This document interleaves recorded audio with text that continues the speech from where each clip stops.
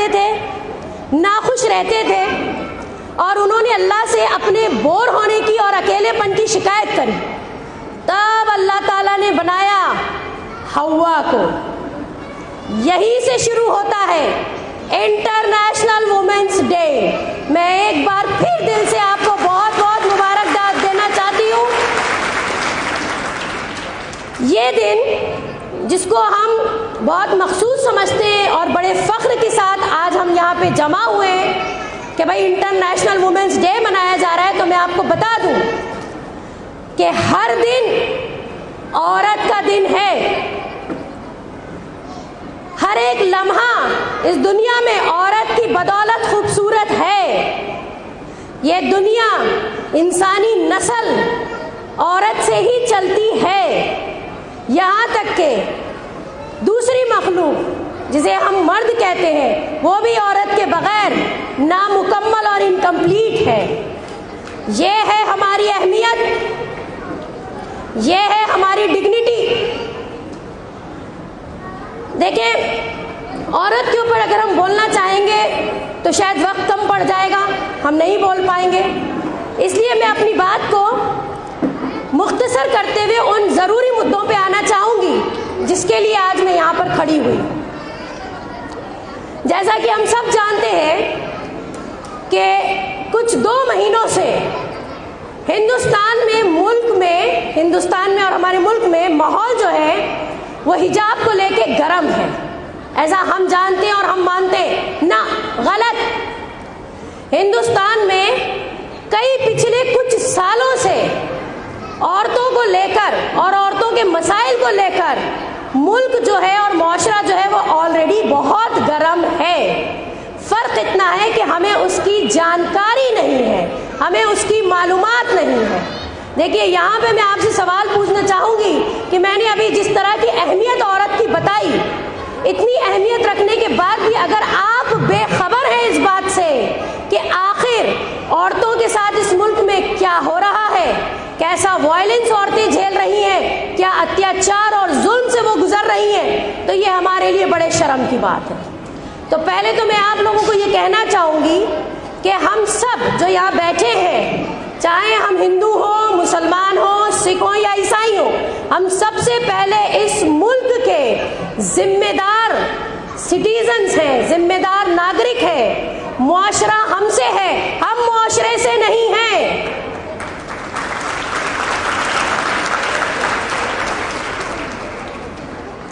देखिए, अभी कुछ दिन पहले सुनने में आया कि जो औरतें ऑनलाइन तरह तरह के डिफरेंट प्लेटफॉर्म, मीडिया प्लेटफॉर्म्स पर, जैसे फेसबुक, इंस्टाग्राम या ट्विटर या और भी बहुत कुछ, उन पे एक्टिव रहती हैं।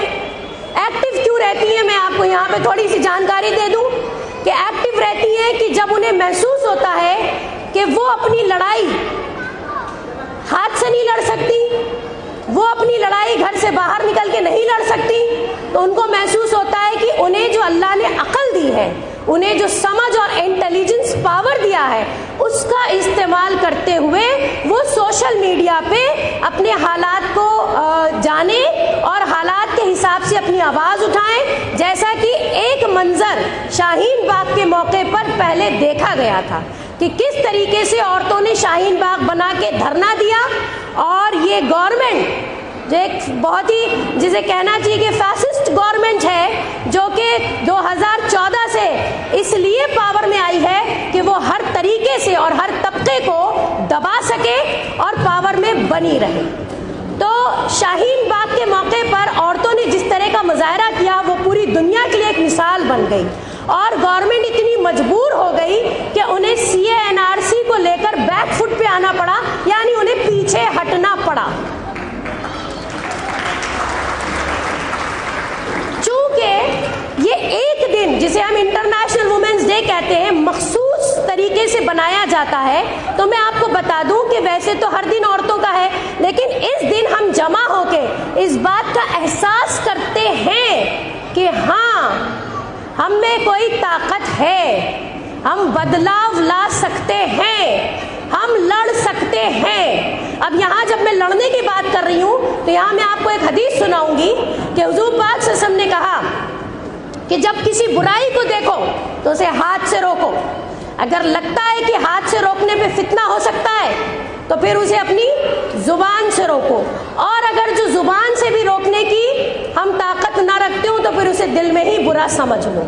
लेकिन मैं यहाँ पूछना चाहूँगी कि इन तीनों में से हाथ से लड़ना, हाथ से लड़ने का मतलब है कलम, हाथ से लड़ने का मतलब है निकलना, आवाज़ उठाना, अपनी परेशानियों को, अपनी तकलीफ़ों को दुनिया के सामने पेश करना। और यही नहीं कि सिर्फ आवाज़ उठाना है, बल्कि हमारे पास उन परेशानियों का हल भी है। अभी मैं आपको परेशानियों के बाद उसके हल की तरफ भी आ रही हूँ कि इसका हल क्या हो सकता है।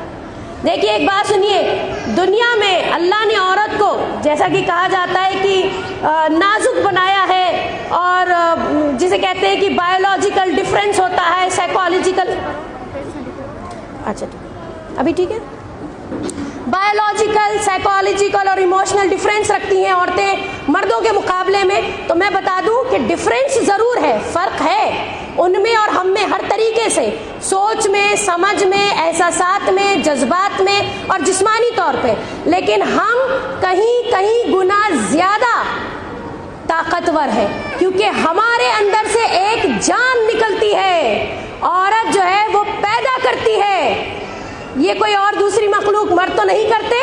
तो मर्दों के मुकाबले में कौन मजबूत हुआ? हम ही मजबूत हैं। हमें अल्लाह ने बहुत शर्फ दिया है, हमें अल्लाह ने इस बात के लिए जिम्मेदार ठहराया है कि तुम पैदा करोगी तो नस्ल इंसानी आगे बढ़ेगी। तुम अगर अच्छी तरबियत कर दोगी तो गाजी बन के उठेगा वही बच्चा। तुम अगर अच्छी तरबियत कर दोगी तो एक नस्ल, एक मुआशरा संभल जाएगा। तो आप सोचिए कि सिर्फ अल्लाह ने हमें इतनी बड़ी इज्जत ही नहीं बख्शी, बच्चा पैदा होने के बाद जो तकलीफें माँ उठाती है उसके एवज अल्लाह ने जन्नत कदमों में डाल दी। तो हम हर तरीके से हम ताकतवर हैं, मगर क्या हम अपनी ताकत को पहचानते हैं? क्या हमें एहसास है कि जो ताकत, जो सलाहियत अल्लाह ने दी, हम उसका सही इस्तेमाल कर रहे हैं? देखिए, कुछ दिन पहले सुल्ली डील्स और बुल्ली डील्स, जिसके ऊपर मैं अब आ रही हूँ, कि ये सोशल मीडिया पे जो आवाज़ें औरतें उठाती थी तो उन औरतों की बोली लगा दी गई। कुछ शरपसंद, हमारे मुल्क में कुछ शरपसंद, जिन्होंने उन औरतों की तस्वीरें लेकर उसे बेच दिया और उन औरतों को ऑक्शन कर दिया जो सोशल मीडिया पे ज़्यादा एक्टिव रहती हैं, या वो जर्नलिज्म का काम कर रही हैं, या वो किसी तरीके से भी किसी भी मुद्दे को उठाती हैं, और या वो क्रिटिसाइज करती हैं कि ये गलत है, ये जुल्म है, ये नाइंसाफ़ी है। तो उनको, उनकी आवाज़ को दबाने के लिए उनके चेहरों को और उनकी तस्वीरों को उठा के बेच दिया गया, उनका ऑनलाइन उनकी बोली लगा दी गई। तो मैं आपको ये बताना चाह रही हूँ कि किस किस तरीके से इस मुल्क में और हमारे माशरे में औरतें जो हैं वो जुल्म का शिकार होती रहती हैं। उसके बाद फिर जब ये भी कम मतलब कि काफ़ी ना हुआ तो फिर बात आ गई कि एक मसला उठ गया कि मुस्लिम औरतों को दबाया जाए हिजाब के लेकर, या हिजाब को एक इशू बनाकर मुस्लिम औरतों को किस तरीके से दबाया जाए। देखिए, हिजाब मसला नहीं है, हिजाब कभी भी मसला नहीं था, क्योंकि अगर उठाने वाले इंसान हैं तो इंसान होने की हैसियत से, अगर जो वो इंसान है तो इंसान होने की हैसियत से उन्हें पता होना चाहिए कि कपड़े पहनना हर जानदार मखलूक का हक है। आप फॉरेन कंट्रीज में देखिए, वो छोड़िए, आप हमारे मुल्क में देखिए, जो लोग जानवर पालते हैं वो उन्हें भी कपड़े सिलकर पहना देते हैं। तो अगर औरत जो है वो अपने कपड़ों में एक एडिशन कर रही है, अपने तरीके से अपने कपड़े को पहनना चाह रही है, तो इसमें किसी को क्या आपत्ति और ऑब्जेक्शन हो सकता है? तो ये सरासर गैर इंसानी हरकत है। ये सोच कि मुस्लिम औरतों को ये कह के दबाया जाए कि तुम हिजाब नहीं लगा सकती, ये गैर इंसानी सोच है जिसको हम कतई तौर पे कंडम करते हैं। ये तो हो गई बात इसकी कि क्या प्रॉब्लम्स हम फेस कर रहे हैं। अब बात करते हैं हल की। अब बात करते हैं कि जब मुश्किल आई है तो उसका हमें सामना कैसा करना। देखिए, सबसे बड़ी चीज़, यहाँ पे मेरी कुछ गैर मुस्लिम बहनें भी बैठी हुई हैं, मैं उनको ख़ास हैप्पी इंटरनेशनल डे बोलना चाहूँगी। ये मुआशरा जो है हमारे हिंदुस्तान का, उसकी खूबसूरती यही है कि हम ये नहीं बोलते कि मैं ये हूँ और मैं वो हूँ, हम बोलते हैं कि हम सब यहाँ पर हम बोलते हैं हम सब, यही हमारे मुल्क की खूबसूरती है। आप देखिए, सिख औरतें होती हैं, क्रिश्चियंस में जो नन होती हैं, या और दीगर मज़ाहिब में भी जो औरतें होती हैं, वो कुछ ना कुछ अपने आपको डिफ्रेंशिएट करने के लिए या अपने मज़हब के एतबार से कुछ भी एडिशन करती हैं, किसी भी अलग तरह का ड्रेसअप स्टाइल जो है वो अपना लेती हैं, है ना। या जो रिलीजियस फिगर्स होते हैं वो कुछ डिफरेंट पहन लेते हैं। ये डिफरेंट पहनना कभी भी प्रॉब्लम नहीं होती, क्योंकि इससे कभी किसी को नुकसान नहीं होता, इससे हम कभी किसी को तकलीफ नहीं पहुंचाते। ये डिफरेंट पहनना जो है ये एक पहचान होती है, ये एक आइडेंटिटी होती है, ये एक ट्रेडिशन, कल्चर और रिलीजियस जिसे कहना चाहिए कि अटायर होता है, जिसे हम पहन लेते हैं कि भाई हाँ हम इस कम्युनिटी से ताल्लुक़ रखते हैं, ये समझ में आ जाता है। लेकिन बहरहाल कुछ ऐसी शरपसंद, खराब, गलीज ताकतें जो आज हमारे मुल्क में चढ़कर बैठी हुई हैं और जिन्हें ऐसा लगता है कि वो शायद हमेशा बैठी रहेंगी, लेकिन ऐसा नहीं होगा, ठीक है ना। तो मैं चाहूँगी कि अपनी बहनों का मैं तवज्जो करना चाहूँगी इस तरफ कि देखिए, सबसे पहले सबसे ज़्यादा ज़रूरी बात यह है कि प्रॉब्लम तो आएगी, हम प्रॉब्लम को नहीं रोक सकते, लेकिन हम उसका सॉल्यूशन क्या कर सकते हैं। सॉल्यूशन है यूनिटी। हमारी सारी प्रॉब्लम्स का एक ही सॉल्यूशन है, वो यूनिटी। यूनिटी मतलब एकता, यानी हमें एक प्लेटफॉर्म पे आ जाना है। मैं आपके हाथ में एक एक लकड़ी दे दूं तो अभी कुछ मिनटों में 100-200 लकड़ियां आप लोग तोड़ देंगी, लेकिन उन्हीं एक एक लकड़ी को अगर जोड़ के मैं एक गट्ठा बना दूं तो यहाँ बैठी हुई जितनी भी औरतें, चाहे वो कितनी भी ताकतवर हो, वो 100 और 200 लकड़ियों के गट्ठे को नहीं तोड़ सकती। मानती हैं आप इस बात को? तो ये होती है ताकत एकता की, ये होती है ताकत एक होने की और यूनिटी की। आज मेरी उंगलियां खुली है, मेरी उंगलियां एक एक करके कोई तोड़ सकता है। इसी को मैं मुट्ठी बना लूं तो इस मुट्ठी को कोई नहीं तोड़ सकता। मानती हैं आप इस बात को? तो सबसे बड़ा और सबसे इम्पोर्टेंट, सबसे अहम सॉल्यूशन हमारी प्रॉब्लम्स का जो है वो ये है कि हमें यूनाइट होने की ज़रूरत है। हम कितनी कम्युनिटीज़ में बटे हैं इससे हमें कोई मतलब नहीं, हम किसको मानते हैं किसको नहीं मानते हैं, हमारी आइडियोलॉजीज क्या हैं, इससे भी हमें कोई मतलब नहीं। हमें सिर्फ एक बात से मतलब है, ये मुल्क हमारा है और हम इस मुल्क के हैं। हमें हर हाल में अपने माशरे में अमन और सुकून चाहिए। हमें हर हाल में अपने माशरे को वायलेंस से और इनजस्टिस से साफ और पाक करना है, जिसके लिए ज़रूरी है कि हम एक प्लेटफॉर्म पे आ जाएं। प्लेटफॉर्म आप चुन सकती हैं, वो आपकी मर्जी है। आप चाहें तो आज आप देख सकती हैं आपके सामने वुमेन इंडिया मूवमेंट का बैनर लगा हुआ है। ये बेहतरीन प्लेटफॉर्म है, आप इससे जुड़ जाइए। ये कोई ऐसा प्लेटफॉर्म नहीं है जो किसी एक खास मजहब के लिए हो। हम वेलकम करते हैं और बिल्कुल तहे दिल से वेलकम करते हैं अपने माशरे में रहने वाली हर औरत का, ख्वाह वो किसी भी तरह के कास्ट, किसी भी तरह के रिलीजन और किसी भी तरह की आइडियोलॉजी से ताल्लुक़ रखती हो। वो चाहें तो हमारे साथ जुड़ सकती हैं, इस प्लेटफॉर्म पे आ सकती हैं और उसके बाद न सिर्फ आप अपने लिए काम कर सकती हैं, बल्कि आप न जाने कितने मजलूमों को इंसाफ दिला सकती हैं। आप अपने इर्द गिर्द हो रहे नाइंसाफियों के खिलाफ आवाज़ उठा सकती हैं। वो होगी आपकी ताकत और वही होगा हमारी सारी प्रॉब्लम्स का सॉल्यूशन। तो आज मैं इस मंच पर से दावत देना चाहूँगी कि जो चाहे, वुमेन इंडिया मूवमेंट उनके लिए खुला हुआ है, वो इसे ज्वाइन कर लें। ज्वाइन करना क्यों ज़रूरी है, यहाँ पे मैं थोड़ी सी वजाहत करना चाहूँगी।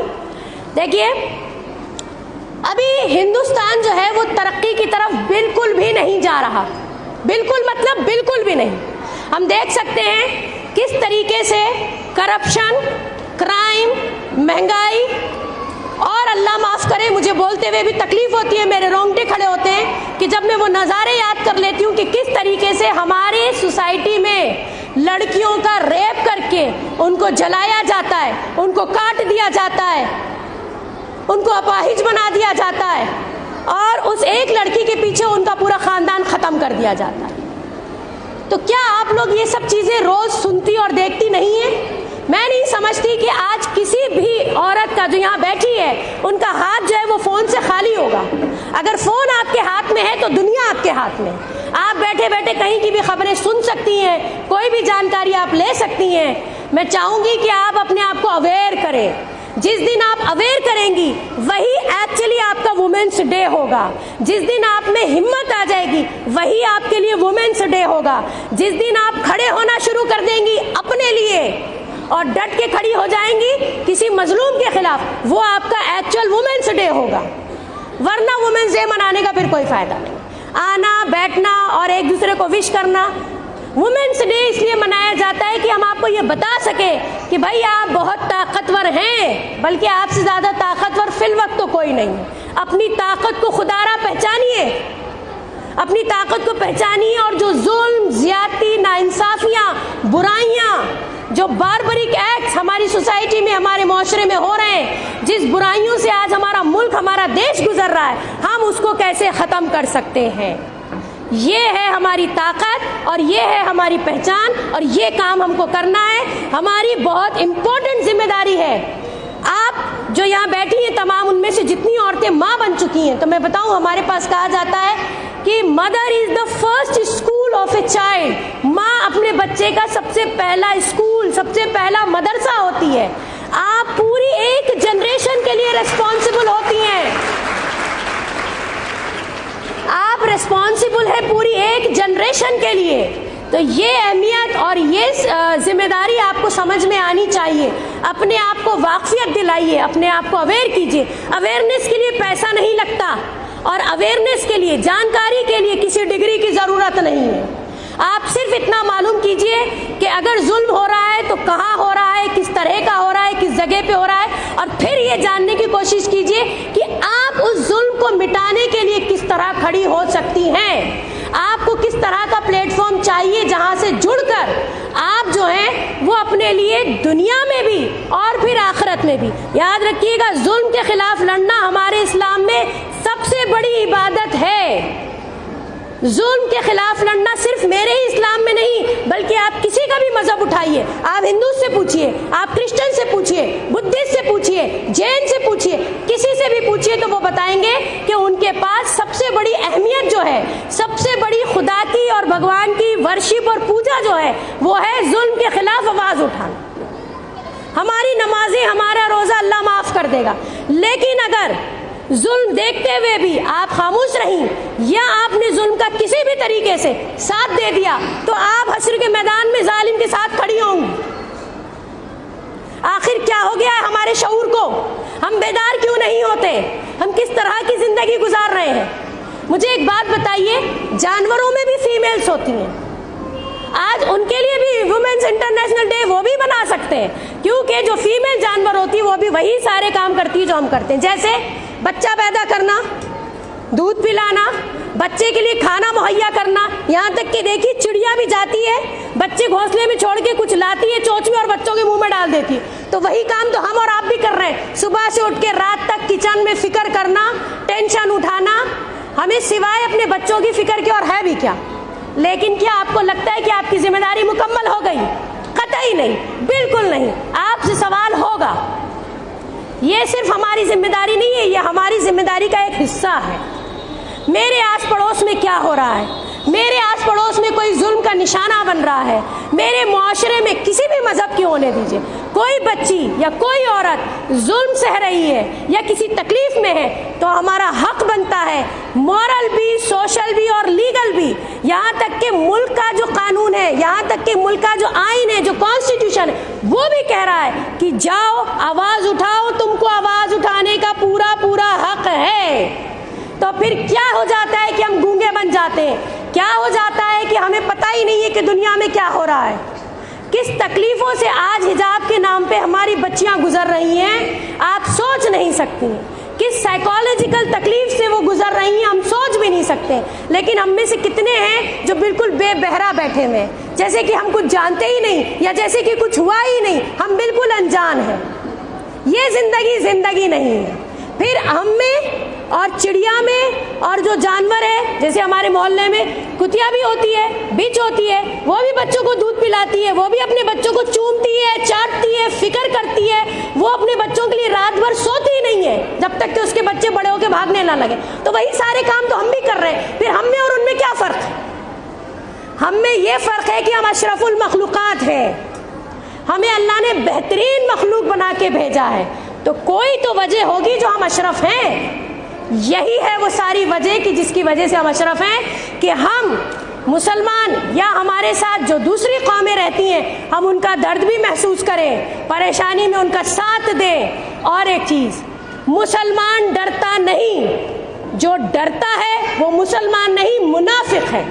मुनाफिक का दर्जा क़यामत में दोज़ख में सबसे नीचे वाला दर्जा होगा।